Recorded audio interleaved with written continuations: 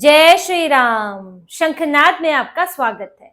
संसद में विरोध प्रदर्शन हो रहा है, वही शोरगुल, नारेबाजी, मकर द्वार पर वही पोस्टर बैनर विरोध प्रदर्शन हो रहा है। जबकि राहुल गांधी संसद में भी नहीं है, लोकसभा में भी नहीं है, वो तो केरल में बैठे हैं। तो इतना कांग्रेस क्यों इतना एक्टिव और परेशान हो रही है? इंडी गठबंधन वालों को क्यों परेशानी हो रही है? क्योंकि सरकार ने इनकी दुखती रग दबा दी है। एक ऐसा कानून सरकार ला रही है, एक संशोधन विधेयक सरकार ला रही है जिससे खलबली मची हुई है। सपा, कांग्रेस, तृणमूल कांग्रेस, ये सभी जो है बौखलाए हुए हैं कि अब क्या होगा, अब हमारी जो अतिरिक्त शाखाएं, दुकानें चल रही थी वो कैसे चलेंगी और हमारा आधार कैसे बना रहेगा। सरकार लेकर आई है FCRA अमेंडमेंट बिल 2026, यानी कि विदेशी अंशदान संशोधन अधिनियम 2026, फॉरेन फंडिंग को रेगुलेट करने वाला ये कानून है जिसमें कुछ संशोधन सरकार कर रही है और ये संशोधन इन्हें बहुत ही खराब लग रहे हैं।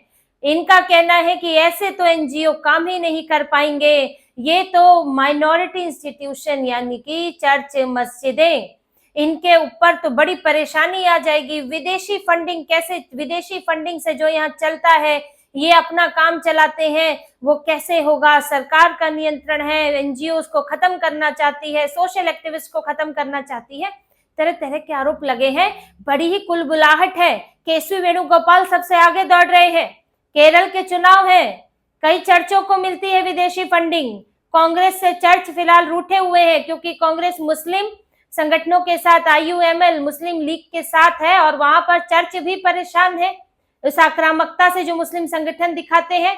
तो चर्चों का भी प्यार चाहिए, मुस्लिम ऑर्गेनाइजेशंस का भी प्यार चाहिए। और दूसरी बात यह है कि कांग्रेस इस वक्त एक NGO आधारित पार्टी ही बन चुकी है। राहुल गांधी को NGO ही मुद्दा देते हैं, NGO ही नैरेटिव बनाते हैं। और जब इन NGO को जो जिस पैसे से ये फलते फूलते हैं, बिना पैसे के तो काम नहीं चलने वाला है, बिना पैसे के तो कुछ नहीं चलता है। ना संस्था चलती है, ना बड़े बड़े संगठन चलते हैं, ना कंपनियां चलती है, ना NGO चलता है, ना ही धार्मिक संस्थाएं चलती हैं। तो बिना पैसे के तो चलेगा नहीं। और इनके पैसे के आधार पर ही इस वक्त सरकार जो है वो नियम पर नियम ऐसे लगा रही है जिससे कि भारत के हित सुरक्षित हो और विदेशी पैसे का गलत इस्तेमाल बंद हो।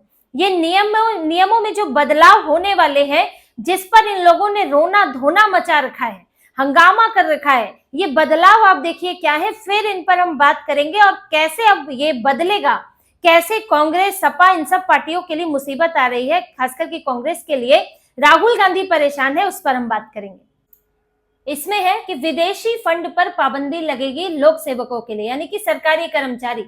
अब लोक सेवक फंडिंग प्राप्त करने से पूरी तरह प्रतिबंधित कर दिए गए हैं और इसमें विधायक भी है, सांसद भी है, सरकारी कर्मचारी भी शामिल है। अब इनका कहना है कि इसका दायरा तो बहुत बड़ा है जिसमें शोधकर्ता, सलाहकार भी शामिल हो जाएंगे।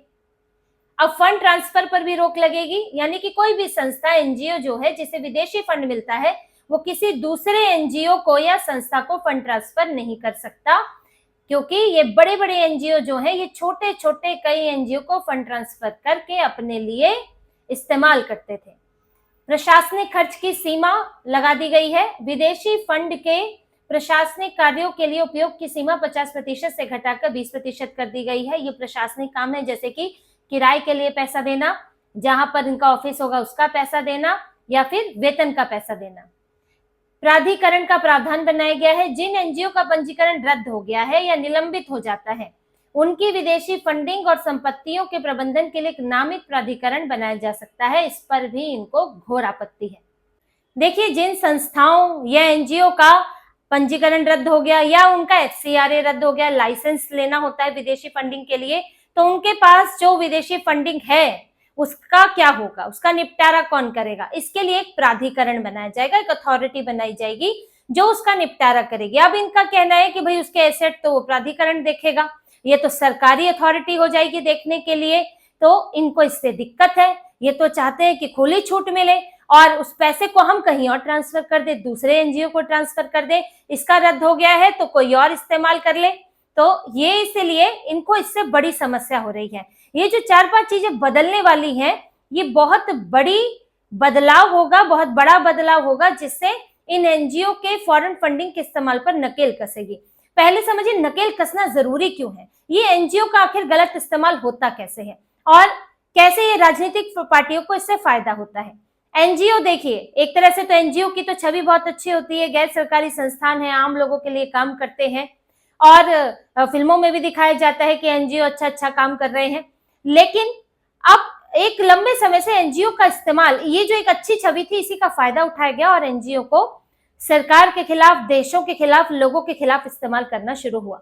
आप खुद सोचिए कि अगर आपको कोई बाहरी व्यक्ति पैसा देता है, जो आपके परिवार में नहीं है, आपके दोस्तों में नहीं है, वो आपको पैसा देता है, आपके बिजनेस में पैसा लगाता है, तो अपने फायदे के लिए लगाएगा कि आपके फायदे के लिए?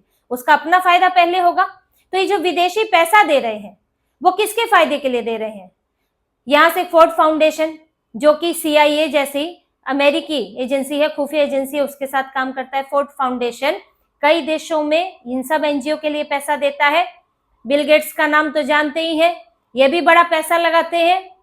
यूएसएड, जिसको अमेरिका ही पैसा देता है, यूएसएड पैसा बांटता है। जॉर्ज सोरोस, वो पैसा बांटता है। जॉर्ज सोरोस ने तो खुलेआम कह रखा है कि मोदी को हटाने के लिए वो अरबों रुपए खर्च करेगा।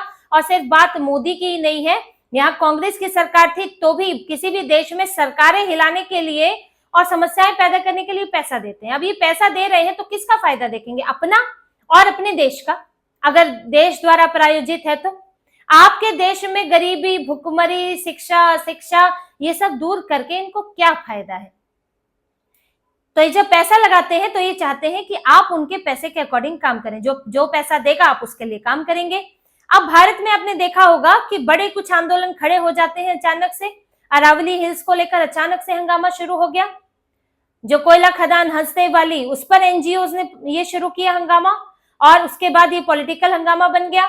ये लोग कोर्ट में पिटीशन लेकर जाते हैं इलेक्टोरल बॉन्ड के खिलाफ। कौन आए थे? ये सभी सोशल एक्टिविस्ट आए थे। हर्ष मंदर, योगेंद्र यादव जैसे तो इसके लिए जाने जाते हैं। कहीं पे सरकार कहीं जमीन अधिग्रहित कर रही है, कहीं पुल बनना है, सड़क बननी है, ये पहुंच जाएंगे उधर हंगामा करने, किसानों को भड़काएंगे और वहां पर फिर काम नहीं होने देंगे। ये कई जगह ऐसा करते हैं। आपको कोई प्रोजेक्ट अगर रुकवाना है तो वहां किसी न किसी आधार पर, पर्यावरण के आधार पर, किसानों के आधार पर, किसी न किसी आधार पर, आदिवासियों के आधार पर वहां पर कर दो, प्रोटेस्ट शुरू कर दो, लोगों को इकट्ठा कर लो, आम लोगों को भड़का लो और ये अलग अलग एनजीओ उठकर आ जाते हैं। अब इससे क्या होता है? ये पॉलिटिकल मुद्दा बनता है, राजनीतिक पार्टियों को हथियार मिलता है। अरावली हिल्स में राहुल गांधी को मुद्दा मिल गया, कोयला खदान मामले में राहुल गांधी को मुद्दा मिल गया, किसान आंदोलन हुआ उसमें भी एनजीओ लगे थे, राहुल गांधी को मुद्दा मिल गया। तो ये एनजीओ एक हंगामा खड़ा करते हैं, नैरेटिव बनाते हैं और उससे एक तो विकास कार्यों को रोकते हैं और दूसरा सरकारों को भी आगे बढ़ने नहीं देते, सरकार के लिए भी गुस्सा पैदा करने का काम करते हैं, सरकार हिलाने का काम करते हैं। इनका बस ये गृहयुद्ध जैसी स्थिति बनाने की कोशिश करते हैं। 4 धाम यात्रा के लिए सड़कों का चौड़ीकरण हो रहा था और ये सड़कें जो भारत चाइना बॉर्डर है वहां तक ये जो सेना के वाहन जाने के लिए भी इन सड़कों का इस्तेमाल होना था। ये रणनीतिक रूप से भी जरूरी था। ये लोग कहां पहुंच गए? कोर्ट। नहीं जी, पेड़ काटे जा रहे हैं, चौड़ीकरण हो रहा है, पहाड़ बर्बाद हो रहे हैं। लेकिन जब चीन में पहाड़ के दूसरी तरफ, चीन में भी तो वही पहाड़ है जो भारत में है, वहां पर चौड़ीकरण होता है, वहां सड़कें बनती हैं, तो वहां ये एनजीओ नहीं जाते हैं क्योंकि वहां लोकतंत्र नहीं है, वहां इनको घुसने नहीं दिया जाता, वहां मल्टी पार्टी सिस्टम नहीं है। अब भारत में ये सारी आजादी है तो उस आजादी का फायदा उठाया जाता है और भारत के विकास को ही प्रतिबंधित किया जाता है। कभी अमेरिका का हाथ मिलेगा, कभी पाकिस्तान का, कभी चाइना का, कभी इन सबका एक साथ मिलेगा। तो इन एनजीओ का इस्तेमाल इसी तरह हो रहा था। फॉरेन फंडिंग आती थी, ये बड़े एनजीओ के पास आएगी, छोटे छोटे एनजीओ में बटेगी और या इनको भी डायरेक्ट मिलेगी और फिर ये लोग विकास कार्य से ज्यादा विकास रोकने का काम करते हैं। कुडनकुलम प्रोजेक्ट की बात करें जो यूपीए सरकार के दौरान था और वो रूस के सहयोग से बन रहा था। कुडनकुलम प्रोजेक्ट जिसमें न्यूक्लियर प्रोग्राम से जुड़ा हुआ था। अमेरिका को रास नहीं आया, यूरोपीय देशों को रास नहीं आया। वहां अचानक से इतना बड़ा प्रोटेस्ट खड़ा हो गया था कि सरकार को वहां आगे बढ़ने से रोकने की कोशिश होने लगी।